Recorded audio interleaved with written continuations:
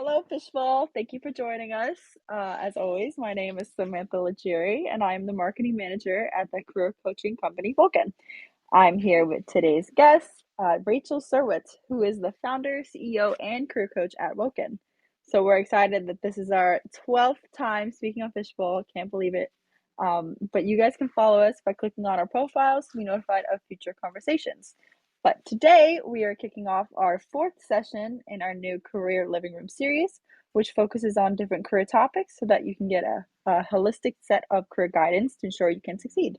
So, in this session, we will review how to strengthen your personal brand, including resume guidance, LinkedIn profile optimization, cover letter tips, and more. So, we'll present and interview Rachel for about 40 minutes and then leave it open to the audience for Q&A for about 20 minutes towards the end. So for this, we welcome participation from the audience in two ways. One is by raising your hand to join the stage. You should see a button in the bottom right corner, but make sure your microphone is enabled so we can hear you. Or two, direct message Rachel your question and we will keep your name anonymous. So now we're going to hear a quick introduction into Rachel's background. Rachel, take it away. Hello and welcome, everyone. If I haven't met you before, I'll just give you the 60 seconds on kind of who I am. I started out in financial services. I was at Goldman Sachs and then I was at Bridgewater Associates, which is the largest global hedge fund. And I was in operations and then essentially recruiting and performance management. I was doing career coaching on the side of my job for several years, hundreds of uh, people essentially, and helping them with their careers. And then eventually got coaching training through NYU. I got certified through the International Coach Federation. I've coached at a variety of organizations, including the Flatiron School, WeWork, Slate Outplacement, Columbia University, and I've been building my own company for now 6 years. I also did a tech MBA at NYU Stern. Um, and that's kind of the super quick overview. And for the last few years, building up Woken, and essentially we do career coaching on a variety of topics. So today we're going to talk about personal branding, but you're going to see there's a lot of things that are interlinked. Your clarity on your direction, is going to become represented in your job material. So there's all different kinds of relevant components. We're going to touch on it all today. But today we're going to focus a little bit on your brand, whether that's on paper, whether it's how you present yourself. There's so many components to that. So we'll dive in, and then towards the end, if you have any other career questions, we can get to it all. Love it. Okay, so first up, what is a personal brand and why is it important? Yes. So let's see. Okay, personal brand. It's kind of like how they talk about how a company has a brand or a culture. It's something that you're building without you even realizing it, right? So job materials are a very explicit way for you to build up your brand. But I think what people forget is that it's more of an art than a science, right? Like you can choose what to put on your resume or your LinkedIn, and you can choose to remove something, even if you've done it before. So it's a choice of like, what is your story? Where do you want to go? How do you want to tie together your background, your strengths, and your direction? And that's just so important because we forget that when you're dealing with interviews and networking and job search, we're dealing with other humans here, right? And so what's going to happen is if somebody is, hearing your story in an interview or reading your resume or whatever it may be, you choose how to frame your background. You choose how to show up, right? So of course it's your energy and your tone, but it's also like what you say, right? So there's so many components to how you show up that becomes a choice. And this all is going to be relevant to try to get you wherever you're trying to go. So of course we've got to clarify our goal, but a brand is a great way to highlight what you want to highlight to get you closer to your goals more efficiently and to show up in the right way, right? So if somebody's going to perceive what you're saying, if they're going to gain perspective from whatever it is you're sharing with them, you want to be clear in sharing the right things that again align with your direction. That's really the goal and the purpose of why do we care about a brand? It's because we care how we come across, right? Somebody's going to be listening to us or reading our materials, and you could say the same thing in multiple different ways. That's why there's such an art to editing all of these things, your LinkedIn profile, your resume, professional summary, all these different things that we're usually incessantly editing. It's because there's endless ways to say the same thing. So we want to help you today to be efficient, because the last thing I want you to do is spend too many hours on it. But at the same time, there is some level of it's important and it's critical. I don't want us to blow it out of the water and say that's the only thing you need to focus on, because there's so much more that goes into job search. But, why it's important is because you can decide how you show up and how others see you. And when you get other people's feedback of how does this come across to you? Let's do a mock interview. Let's put your resume in front of somebody. When you see how are other people perceiving it, how are you coming across, it helps you refine your message to make sure you're coming across in the way that you want to come across. And to be honest, you also want to listen to yourself. Sometimes we come across in a certain way and we already know that we're forcing it, right? So your self-awareness might already be there of your areas of opportunity. And in other times we can get feedback from someone else. But that's why it's so important, because you're going to come across some sort of way, right? You're putting yourself out there. So we need to see, like, what is the perception? How are we coming across? Is it in line with our direction, right? Are we highlighting the right things? Are we phrasing it in the right way? There's an opportunity for us to spend time editing these materials or doing a mock interview and practicing and refining that message ahead of time. So that's the interesting component here. We have that time where we can really sort of work on these things, and we can get support and we can get help with these things. But there is a balance, because I think a lot of people spend too much time. So it's like, how do I know when I'm done, right? That's an important component. But that's kind of why it's so important. Love that. And you know what? You sold me. So, follow-up question. How do you build a personal brand? Yes. So let's see. There's a few components to this, right? So there's, how do you come across in your everyday life, whether you're talking with people personally, professionally, whether it's colleagues, or even if you're not working, how do you show up when you interact with others? And then, of course, there's like your material. So you're distinctly going to put together a professional summary, a resume, a LinkedIn profile, a cover letter, maybe a portfolio, maybe a website. It's like, how do you put together the materials? How do you talk with others, whether it's networking or interviewing? And then there's thought leadership. You can go out of your way to write, a blog or create a video, or really build your own brand. And that would be sort of going above and beyond. And that really means like having a voice, having a perspective. If you're in a certain role or a certain industry, do you have a perspective? Can you innovate? Can you share with us some thoughts? LinkedIn newsfeed is a good place for that. I think sometimes it gets saturated with a lot of people posting too much. But if you have something unique and valuable that you're working on in the professional world that someone else could learn from, that's really where you start to build that thought leadership on your own and contribute.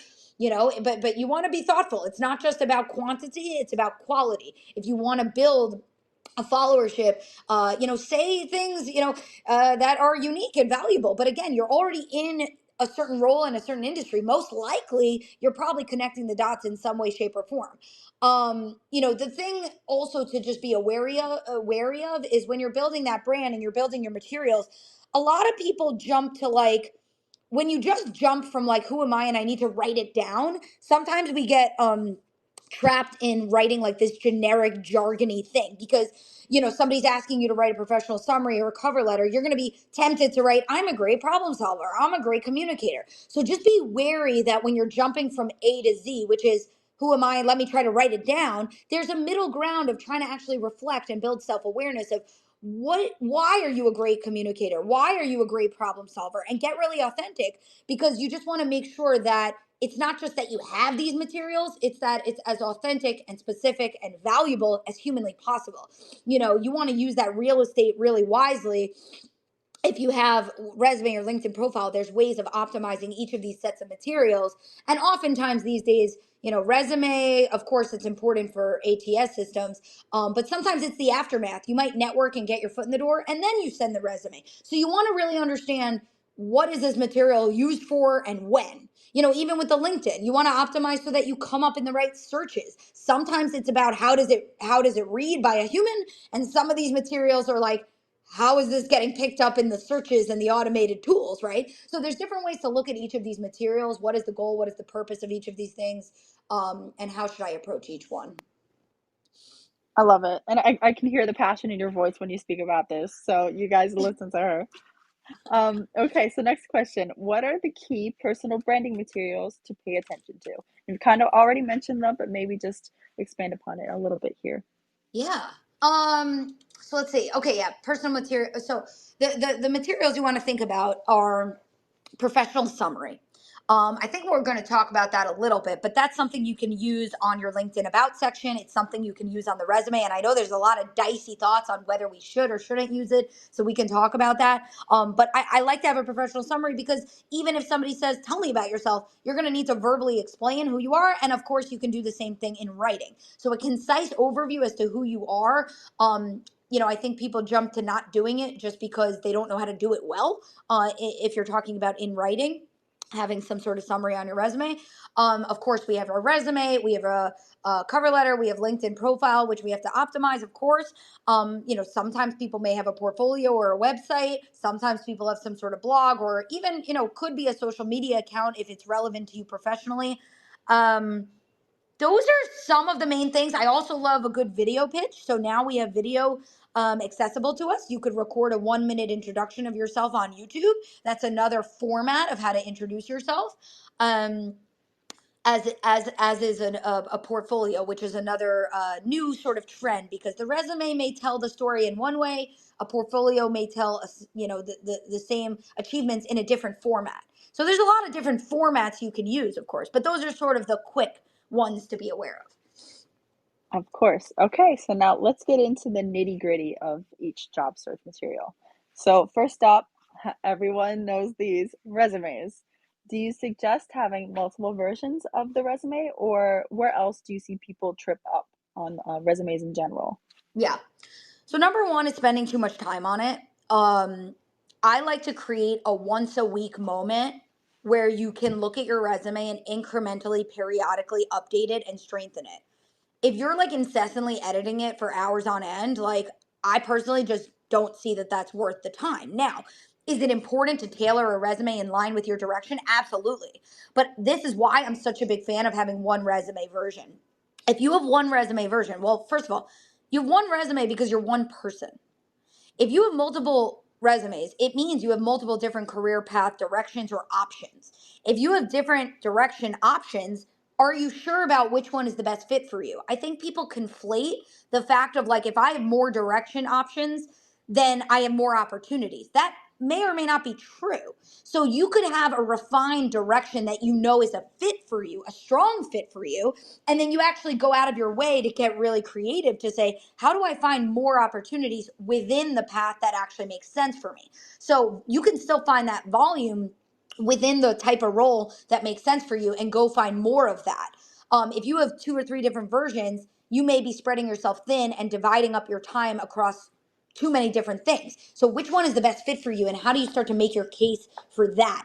I would be wary of, the counterintuitive myth of like, oh, more directions, more options, more opportunities. That may or may not be true. And I see it be very overwhelming, stressful, confusing when people have so many directions. It might be slowing you down. The other thing is when you have one direction, you really lean into learning very deeply. So if you're networking with professionals, you're going to learn like, what are they looking for? What do they really need from me? And how do I step up to the plate? Maybe I need to add some upskilling. Maybe I need to enhance something to go get hired in this path. Or maybe I need to get creative and there's an interim role that's going to set me up to then land the next role. You're going to learn the nuances of like, how do I really get where I want to go? And you're going to be able to connect those dots and really learn those patterns more deeply. So you're going to learn better. Yeah, where else do people trip up on resumes? Just editing it for like way too many hours, having too many versions. And yeah, I mean, honestly, like if you just get one pair of eyes on it, like you want to make sure it's specific and clear and makes sense to someone else. You want to make sure you explain what did you do and what were the impact, outcomes, results, metrics. You also want to see it more like an art than a science, right? Like what do you want to highlight that's relevant to your intended direction? And you can sort of remove other things, or you reduce. I always like to think about it like real estate. So like, where's the real estate on your resume going? Can you expand upon, say you had a project that's super relevant to what you want to be going to do, make it 3 bullets instead of 1.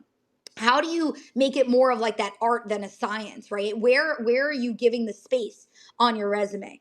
Again, it could even be the formatting, right? Is it distracting, or are you making it so clear and easy for them to find that information? So get at least one pair of eyes on it, because sometimes people just never know, like, when am I done? And that's the thing. I mean, it's a living and breathing document, so it's never really done. But the problem is we get in this incessant, endless loop and it's hard to like pull ourselves out of that. So that's why I like the once a week and also get another pair of eyes so that you can feel better of like how is somebody reading this versus like you're gonna be able to edit a resume constantly forever if you wanted to, but you don't need to do that. It's not gonna serve you, right? Yeah, and I bet people don't want to edit it forever either. So there's Right. But you that. know what? It's comfortable though. People will lean into doing that because they're maybe avoiding or don't want to do networking. So ask yourself what's comfortable and easier to do, but it may not be serving me versus, okay, maybe networking is more uncomfortable, but I need to be doing it. How do I get comfortable doing it? Where is my time spent going? That's the critical thing to think about, right? So, so true. That's why I've been trying to work on networking. So, okay. So wonderful. And to add to what you were saying about resumes, I've seen conflicting opinions on whether or not to add a professional summary to one. So I also want to ask two more questions on that. So, one, do you believe job seekers should write a professional summary? And how should they do that? And two, how does a professional summary relate to elevator pitches? Yeah, so I personally believe professional summary on a resume is really important so that you own the story. If you don't have a summary, they're going to look at your previous experience and they're going to judge and make a story for themselves. So if you have a professional summary and you do it well and you really think about a clear, specific way to tell who you are in a concise way, you have the chance and the choice to own the story. And you can put that at the top of your resume. Now, again, you don't want to be jargony, you don't want to be generic, you don't want to say, I'm a great problem solver and I'm a great communicator. I like to use the framework background, strengths, direction. The other bonus that you could put towards the top is sometimes those technical skills. So sometimes at the top of the resume, I'll put background, strengths, technical skills, and then direction. It's a great way at the top of the resume to have a very quick overview of most of the important information that they really need to hear. In the background, you're highlighting basically 5 to 7 key functional areas of expertise as well as your industries of exposure. Your strengths, basically, you get to describe the job you think you should have in your own words. That's the beauty of the professional overview is you have that choice of how do I describe what I'm amazing at in a way that basically describes the job I want. That is a beautiful opportunity if you can do that well. What do you do well? How and why do you do it well? What's the impact? What are the deliverables? That what's your special sauce, right? And then direction, this is actually a beautiful opportunity for the ATS systems. You can list target role titles and even target industries that you're striving to go after. A lot of people think, "Oh, that's going to close me off, it's going to narrow me in." I actually think it just helps people make sense of kind of what to do with you and where do you belong and where do you want to go. And if they see that you're actually interested in that direction, that's a huge win. They want to know that as a candidate, you really want that path. So background, strengths, direction, and essentially it is the same as an elevator pitch. So if you've ever had to give a pitch or say answer the tell me about yourself question, I actually like to use the same exact framework. So the beautiful is once you think about it in writing, you can practice it out loud. You don't have to memorize it, but it is one of those moments that you want to be thoughtful as to how do I introduce myself? How do I give a concise and yet comprehensive overview in a way that highlights what I want to highlight? So writing it out first can really help when you go to answer that question. Amazing. Yeah, and agree. And we've already kind of talked on LinkedIn profiles, just like mentioned them earlier, but I was wondering if we can go more into that. How and why should we optimize ours? LinkedIn profile has become more important than the resume, essentially. Wow. Yeah. So okay, so the why, right? That's why, right? Because it's just such a critical place for people to go, recruiters, hiring managers, whatever it may be, and so it is absolutely worth it. And actually, it's easier than you may think to optimize it. So it's a quick win. And it can be really powerful to make sure you come up in the right searches. And when you optimize it, you can literally get inbound leads for jobs, right? Like that's what you want. You don't want to just be constantly applying. You want people to come to you. That's the beautiful thing, right? Now, in terms of how to do it, there's definitely a lot that goes into it. I'll try to give you like my top tips right now. But of course, you can always go to try to meet with a coach or a mentor or somebody who has that guidance to review your profile. The first thing is the headline, which is right below your name. Really use as many keywords as you can that are relevant to your target direction because that's a key for the algorithm is to pick up those words from the headline. Of course, the open to work. Now I think they changed it to say like a set goal or something like that. But you want to make sure that the open to jobs setting is set, where they let you have five target job titles, what locations, what are you looking for, part time, full time, all that jazz. So make sure that your settings are set so that people know you're looking. Of course, the about section, which we just talked about, professional summary. The experience section. So I like to do a 3 sentence paragraph. What did you do in each role? High level overview of your role. Maybe you highlight a special project, and then you can really add whatever context that's most helpful and relevant to your intended direction. So a 3 sentence paragraph is a great way to just simply describe each role. The other underrated thing is the role title field. You can, first of all, make sure your role titles are industry standard, because again, the algorithm is going to look at your past role titles. So even if they gave you some weird job title, you can actually rephrase it as long as it's accurate to describe the job you were actually doing. So you can sort of put the given job title slash the actual job title of like, what does this mean in the industry? And you could even add a few keywords in parentheses right after that. It'd be great to get at least one recommendation on your profile, add all the skills that are relevant. The beautiful thing about LinkedIn, it's like a no page limit resume. So you can go to add profile section. You can add education, courses, projects, awards, really anything you want. And you can really tell people, all about who you are, volunteering, things like that. And of course, check your settings too. So in the top right, just make sure you go to settings and visibility, and just make sure people can find you. If you're not connected to someone, can someone see your email address? Just review all your settings so that you are easily found and easily findable, right? That's what we want. That's kind of the very, very, very quick LinkedIn profile optimization rundown. Of course, there's so much more we could talk about, but take the time, take an hour, clean up the LinkedIn, make sure it's robust, make sure the keywords are in there. But just be wary when you're jam packing with keywords. You don't want to sound like it's just jargony, but you do need those keywords there that are relevant to, of course, your background and your target direction. Yeah, and I always heard that you could, sprinkle it in, pepper it in, do not overwhelm your profile with those keywords. You want Yes. it to be, yeah, Yeah. just sparse but point powerful. Yeah. Okay, so next one. Now I personally struggle with this one. What advice do you have for writing cover letters? Do we need multiple versions to cater it towards the company we're applying to, or what other thoughts do you have? Yeah. So, look, cover letter has always been this like topic of like, does anyone read them? Does anyone need them?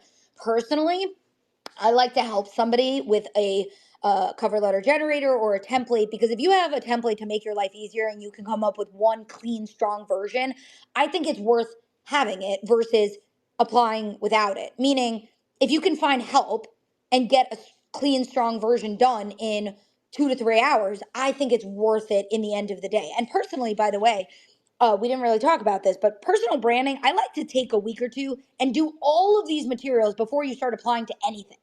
And it's okay to just take a pause, even if you're in the middle of your job search, because rather than updating things incessantly, constantly, every day, every week, just take a moment, strengthen it, and then periodically you'll update everything, maybe once a week or something. So, cover letter, I think it's worth having, but don't take crazy amount of time on it. Get help to make a clean, strong version in an easy manner.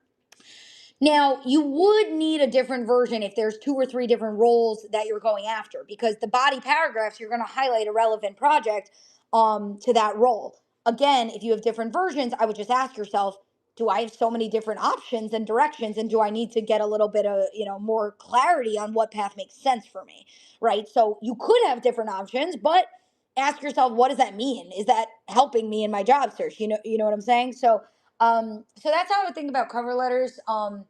Yeah, I would try to get a clean, strong version done as simply as you can, and probably not overthink it beyond that. If you have the right help, you can get something that's authentic and worth sending, right? Like, you just don't want just anything to check the box.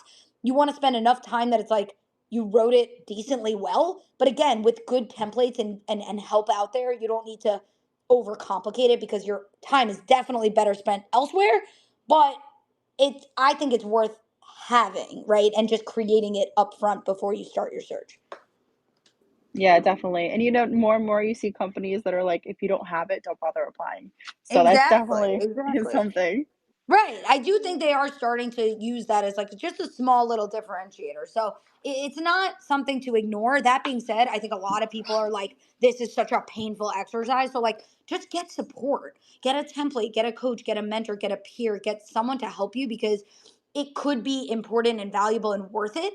But again, it's not worth it to like agonize over. So, just like get that right support so you get a strong version in a way that's like not overtaking your life. Love it. Okay. So next question we have is about video pitches. So what is it, and what are some key things job seekers should include in it? Yeah. So I love a good video pitch where you can record yourself. It could be about a minute or so. You put it on YouTube. It can be unlisted. It doesn't have to be like public. And then you can use that URL. You can add it to your resume. You can add it to your LinkedIn profile. You can even add it to the cover letter. You can add it when you're emailing folks for a networking outreach and say, meet me via video because you want this to be as human and personalized as humanly possible. And they can really get a sense of like your tone, your energy, your demeanor, your communication, all that good stuff. And it is yet another way to own your story. How do you describe who you are and how they should make sense of you? So I really like to use that background strengths direction framework. If you feel like something else is critical to include, maybe a key client, maybe a key piece of your education, maybe a key technical skills, something like that. Of course, you can add to the framework however you need to. Maybe you add a little bit about yourself personally. But again, practice this. And it's very similar to the tell me about yourself question. You're just going to record it because why would we not use the technology available to us? Video is available to you. You can very easily record. I wouldn't do it on a phone. I would do it on a computer just so it looks professional. And then you upload to YouTube. It's very, very simple. If you have computer access, you should be able to do it. You may need to practice, and put on, maybe business casual. You don't need to be in a suit, but find a clean background, have somebody help you if you need help recording. But I think it's just one of those few ways to stand out. I think a portfolio is another great way to stand out. But why not, right? Why not get creative? Why not try to be human in this process? So that's a little bit about the video pitch. Yeah, and I think what you just said about being human is so important too, because you don't want to come off like robotic, even though you're reading something. You want to, put your little personality in it. And Well, I also, there's wouldn't like read it. tons. I wouldn't read anything. I would practice it and then say it to the camera directly. So if you're ever doing anything, and by the way, the same goes for interviews, like don't have your notes in front of you because someone's going to know if you're reading. So just be present. Be present in the moment, right? That's going to serve you. But of course you can practice with your notes ahead of time. But then when you go to record, you're going to be as mindful and present as humanly possible. Great distinction. All right. So now let's talk about portfolios. So you've already mentioned it, but explain, is it really necessary, or is there certain jobs when you should have one? Or what are your other thoughts on it? Yeah. So it's definitely necessary for certain roles, right? Like so UX designer, like things like that, where you're like, I need to show the use cases, I need to show my projects, I need to show my process. There's definitely jobs where it's like an obvious required component. I think for other jobs, it could just simply be a way of standing out amongst other candidates that are not doing that. You can try to look for some templates online. Again, get another pair of eyes to help you review it. It doesn't have to be super long. I was just working on one with a client. It could be like around 6 slides, give or take.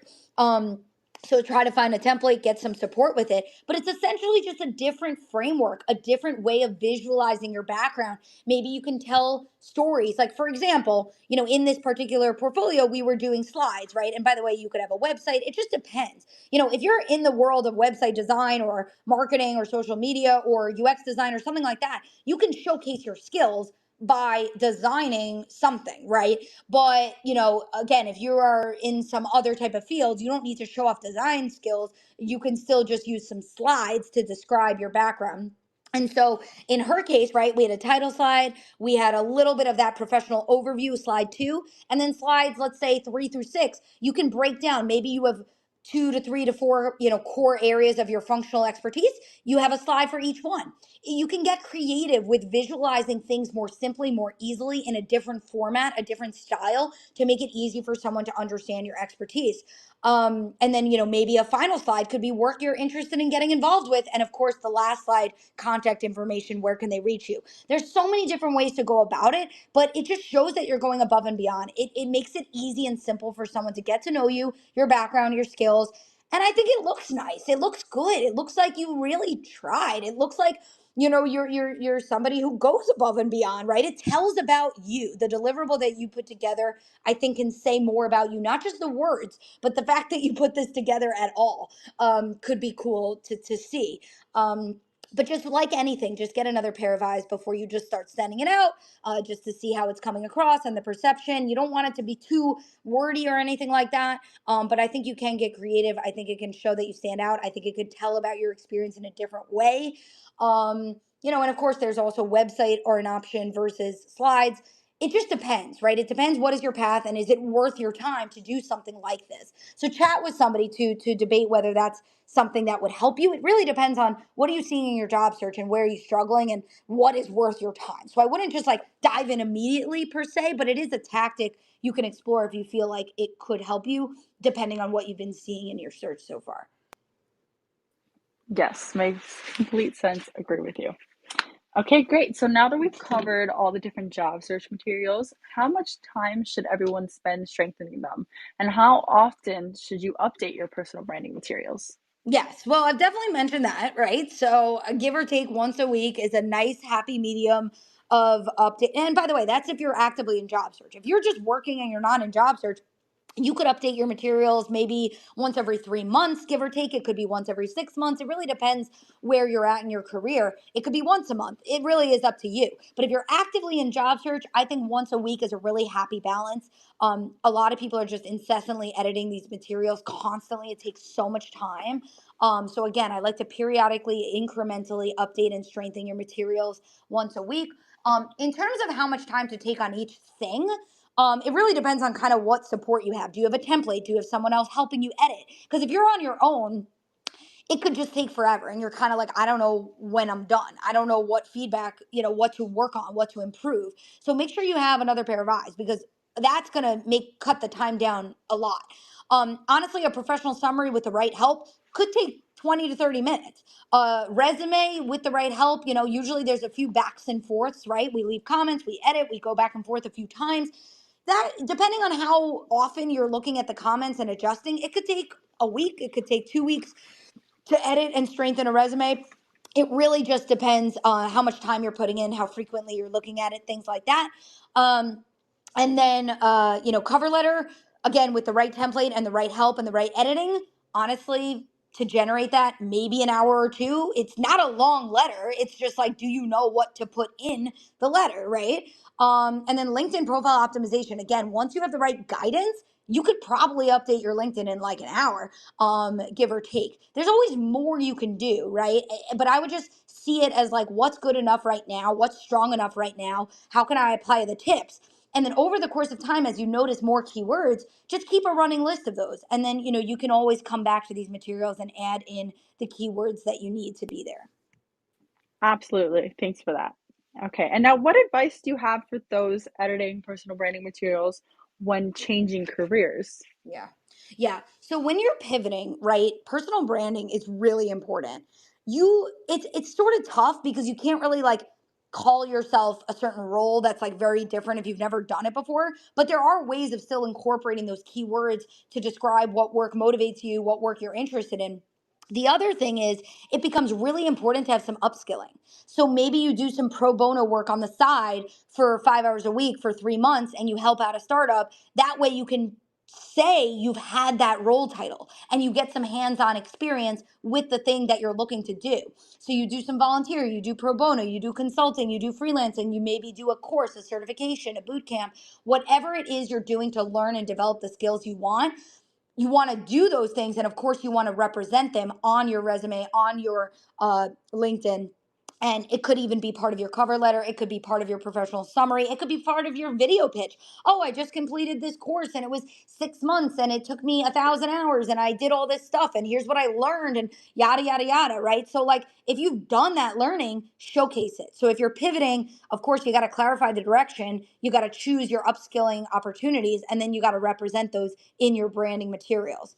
Um, what else can I talk about? I mean, I think there's also a way of thinking about like the bridge of like where do I want to pivot into, and is there like a role that's like sort of an in between? Like, where am I now? Where do I want to get to? And if you're doing a bigger pivot, is there an interim step that's going to get you closer? And of course, transferable skills, right? So if you look at a job posting, right, and there's, say I've helped educators and teachers, pivot, right? You have students in your classroom, but instead of saying, you did report cards, you say measured performance, right? Instead of saying students, you can say individuals. There's different ways of saying the same thing, right? If you were aggregating data, if you were pulling reports, if you were analyzing performance, whatever it may be, there's different ways that describe the same thing that you did in a different context. So that's another thing that I would really think about is what are the phrasing and the jargon that they're using? And did I do that? Can I describe what I did in other language? So many good tips there. So many. Got to write them down. But okay, so now obviously that's a lot. So how do you stay motivated when updating your job search materials? Yeah, I think it comes back to just not staring at it incessantly because when you're staring at these materials nonstop, it's exhausting. It's overwhelming. You never know where the end is because there is no end. It is a living, breathing document, and that's okay. You're going to update it periodically as your career evolves. So I would say get the right help because then you're going to feel so much better. Get support, get guidance, get templates, know the basics so you can implement those best practices and have another pair of eyes. It could be a peer, mentor, coach, whoever it may be. So you sort of know, you have some backs and forths. You say, what's your perception? Give me some comments, give me some feedback. Now, I would be wary. A lot of people, when they do networking, they ask for resume feedback. I would just be wary of having way too many cooks in the kitchen. You don't have to ask a million people. Try to ask like maybe one person at a time. And that's the beautiful thing is you can incrementally update it, but like get one person to support you through it. And then over the course of time, maybe you have a different person, but you don't need a million at the same time because then you're going to be overwhelmed. When with any given version, you can have a support system to help you review it, update it, strengthen it. But in terms of that motivation, I would just kind of not like take a step back, but just ask yourself how much time am I spending and am I getting overwhelmed and do I have the right support or the right resources to do this effectively and efficiently? Of course. And you've already kind of mentioned to get support and get help, but how exactly do you go about that? Like what are the different avenues you can take there? So, with support, there's a lot of different things, right? There's people, of course, community, peers, mentors, coaches, whoever it may be. There's tools, right? So there's like jobscan.io and there's different tools where you could either have a template, things like that. So I would look at, digital tools that may help you. Um, yeah, I would say people, tools, and then, you need to ask yourself, what other support do I need? Do I need moral support? Do I need mindset coaching? Do I need therapist support? Do I need accountability support to stay on track? So it really depends like what you need and what format of support will serve you. Some people like to do co-working. Some people like to meet in a group every week to make sure they're sticking with it. It really depends on you and what support you need, but there's so much out there. So really just tap into what do I think would be helpful to me? Use your self awareness because you can trust yourself more than you probably think. What do I think I need? What would be helpful to me in this moment?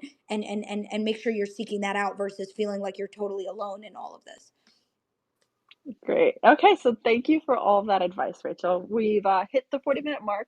So everyone, this is just a snippet of what She and Woken can help you with. Before we open it up to audience Q&A, Rachel, can you tell us one more time about what Woken does in case anyone would like more assistance?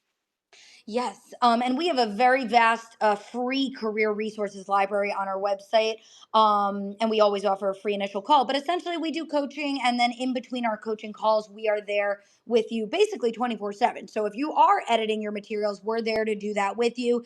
And what we typically do is we'll give you the best practices so you know how to get started, and then of course edit everything and do that back and forth until it feels finalized. So sort of that co-pilot on your journey, and it really depends what you're going through. If you're clarifying your direction, if you're debating upskilling, if you're strengthening your materials, if you're job searching, networking, interviewing, or even just advancing in your role. Sometimes personal branding could just simply mean I just want to have that voice. I want to have expertise. I want to have thought leadership. That also could very well be, a worthwhile goal to work on with a coach and give you new ideas of how to kind of just simply build that brand more broadly, versus just specifically in job search. So yeah, it's really a partner on your journey, depending on whatever goals or challenges you're facing. Okay, great. All right, so now we would like to invite the audience for Q&A. So just one more time, you can do this in two ways. The first way is you can join the stage via the button in the bottom right corner, but please make sure you have your microphone enabled so we can hear you when we accept you to the stage. Or you can DM Rachel and we will answer your question anonymously. So we'll give you a few seconds to think of any questions you have, and if not, we have some more questions we can keep asking. So yeah, please let us know if you have anything you would like answered. Cool. In the meantime, we can keep going, but I will pay attention to see if anyone's raising hands. And of course, you can DM me. And by the way, all career topics are fair limit, nothing's off limits, right? So if you have a question on any career kind of question, please let us know. I know today is personal branding, but feel free to let us know what you're facing and if you would like some thoughts. But in the meantime, we can keep riffing. But please reach out and raise your hand or DM me if you would like to cover something specifically that we've missed. I think one thing also people always ask about is the length of the resume. One page is obviously ideal. If you have like 10 or more years of experience, 1.5 is fine. But anything more than that, and you don't need the length, and it's not going to serve you. And so even if you have a lot of years of experience, you can find more concise ways to say that, because you still want to get the point across of where have you been and what have you done. And remember, it's an art. So you can rethink, how do I concisely share my background versus, you might need just like to start fresh sometimes. If you're on a 3 to 4 page resume, maybe you just need a different template. How can this look different and be formatted differently in a better way that I can say things more concisely? So that's the 2 cents on the length. Yes. Okay. I see we have a question. Let me pull you up here. Hello. Tell Okay, us there your we go. question. Yes. Hey, yep. Thanks for having me. Yep. Yeah, I love the content. Yeah, I'm on my job hunts right now. Yeah, so the question I had in mind, yeah, I'm currently job hunting. I'm kind of working on also trying to see if I can also move up in my current role. So I'm just trying to level up in either way. Mm-hmm. And a situation came up where I could use your help. Um, I just celebrated my 3-year anniversary at work, Mm-hmm. and I asked my company if they had a if they're able to give me a promotion or a higher role, some sort of advancement anywhere. Mm-hmm. And I was ghosted by my HR for I think it's been about 3 months, and they just sent me an email this week saying, "Oh, we saw your email and we'd like to have a feedback survey to see what your thoughts are on the company and what we can do." So, so I thought that was interesting. I'm like, huh, Oh three God. months and then Yeah. this. Mm. But I am looking for other roles, Yeah. but also trying to see if I can make the most of Yeah. what's happening in my current work. Uh, Mm-hmm. I'm grateful for the role I have. They have been supportive with the work, but I feel like with the progress in my career, it's just not going anywhere. Right. So I would like to see any advice, tips on how to navigate that, what HR did, and All right. see. Right. Okay. So there's a few things. It's it's unfortunate. I wish it would have been nice if they at least acknowledge, even if they couldn't give you a promotion, it would have been really nice to just acknowledge the Yeah. conversation rather than skirting around it. But unfortunately, we deal with a lot of this complexity in the workplace, and it's just often not perfect. So it's a little unfortunate, but Hmm. you always have options. And this is why I do this, because you are here to take control over your career. So despite what you receive, we're gonna figure out what can you do about it. So in Hmm. terms of that specific situation, it's one thing to go to HR, but I'm curious, to what extent you've chatted with your manager, and even if they can't grant you a different title or a pay raise or something like that, work with your manager as closely as you can to at least Hmm. work on projects that are interesting to you, because at Yeah. the very least, that'll be, like you said, making the most of where you are. You could take the feedback survey, because I would venture a guess that they're going to ask about, the firm. And guess what? That is a Hmm. spot where you can put your thoughts, because if you're not receiving the opportunity for growth, or say you've already earned or deserved a promotion that's not being granted to you, I mean, that's feedback, and that's totally professional and okay. You'll find the right way of saying it. So I would take the feedback survey. And I Hmm. would honestly talk to your manager more than just HR directly, personally. Hmm. Um, Also, the way I like to think about landing a promotion is kind of like 12 months in advance. You have to start Hmm. thinking about what's the next role title? What do they need to see from me? And usually this conversation is with your manager. Set goals, like get explicit feedback on what you need to be doing more of to show that you can operate at the higher level. Set those goals explicitly, start working on those goals, and visibly promote your growth and what you're doing better and differently. And then, once a month, you have those conversations, you have a written update. And then after 12 months, it should be a no brainer, because you're already operating at that higher level. Sometimes with promotions, you're in a situation where it's like, I'm just waiting for my manager to move up. But oftentimes there's a way of still giving you a higher title and a pay raise, even if you're not replacing your manager's role. Or to your point, internal mobility to another team. A lot of companies are not great at internal mobility, but there are ways to navigate that and build relationships with other teams, so that if and when they have openings, you're top of mind and you built that relationship. So navigate the firm and see what else is interesting to you, and you can get involved with those types of projects. And then with job search, of course, there's a lot we could talk about, but we'd Hmm. have to look at what are you doing and how is that going, based on your job search activities. As you can see, there's a lot you could talk about. It sounds like you're trying to take those right steps, but again, having like a mentor, a peer, a coach, somebody in your corner that you can talk about exactly this conversation with on a regular frequency is really what you want, because it's not a one-time fix. Like, it's good that we're chatting right now today, but as you Hmm. can see, there's some different steps that you can take to work towards it. And sometimes these things aren't just like a one-time activity. So just get some support to make sure you're reviewing, like, here's how I'm going about it, how can I sort of try something a little different, how do I navigate these things. But that's kind of my quick thoughts for you. Yeah, no, it's excellent. A lot of the tips you mentioned are things I've already started working on, working with my manager, reaching out to mentors, support group. So that's good. At least I know I'm on the right track in those Absolutely. areas. Yeah, absolutely. Yeah, that's great. Good Thank work. you. Yeah. Yeah, and thank you so much for asking your question. We hope it helped. Hmm. Yeah, definitely. All right. Okay, so if anyone else has a question, feel free to ask about any topic, any career topic. Um, Okay. in the meantime, I had Yeah. a follow-up Yeah. question. You mentioned getting at least one recommendation on LinkedIn. I feel like could be kind of awkward, for some people to just ask that. So how would you approach it? Mm-hmm.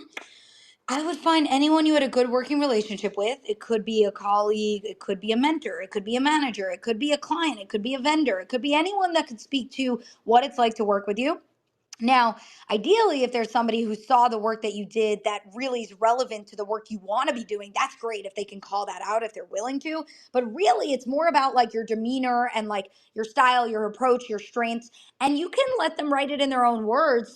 Sometimes the recommender will be like, you can write it for me, so just make sure it's authentic if they do that. But ideally, they would just need like one or two sentences. It doesn't have to be a formal letter of recommendation, and you make it simple for them. Just say, would you mind taking 5 minutes? Like, they shouldn't have to think for more than 5 minutes about, like, what are you like to work with. And so you can say, would you mind writing what you think my strengths are, what it was like to work with me. And you can even show them literally on LinkedIn. I could pull it up right now. How would you actually go do that? And I think the steps are, once you're on the profile, you hit the more button, and then you just simply go to recommend. And that way they do it directly on your LinkedIn profile. You can tell them exactly what steps to take, where to do it, how to put it onto the profile. And then of course you usually have to like approve it, publish it.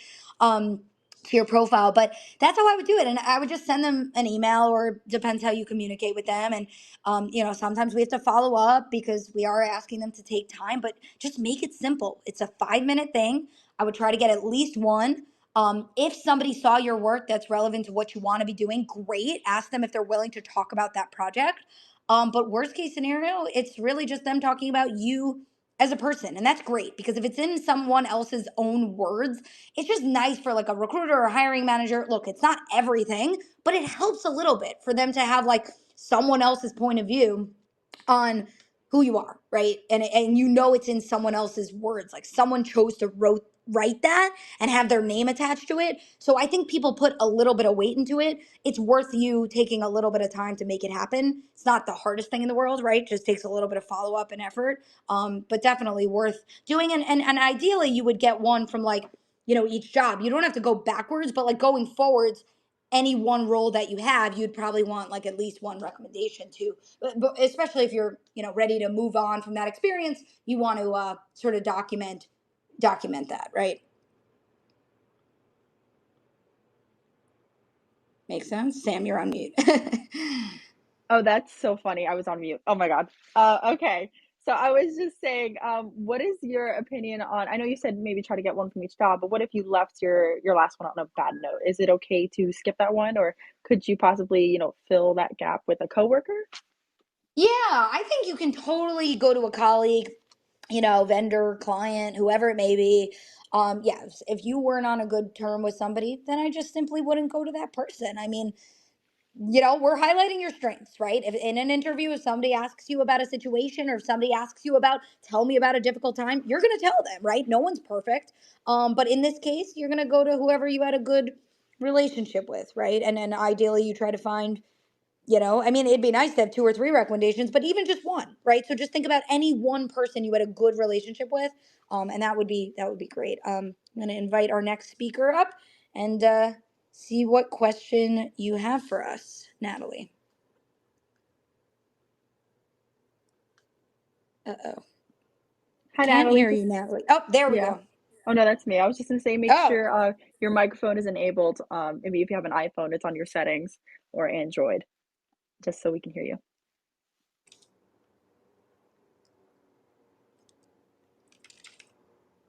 Also, if not, you can always write your message to Rachel. yeah.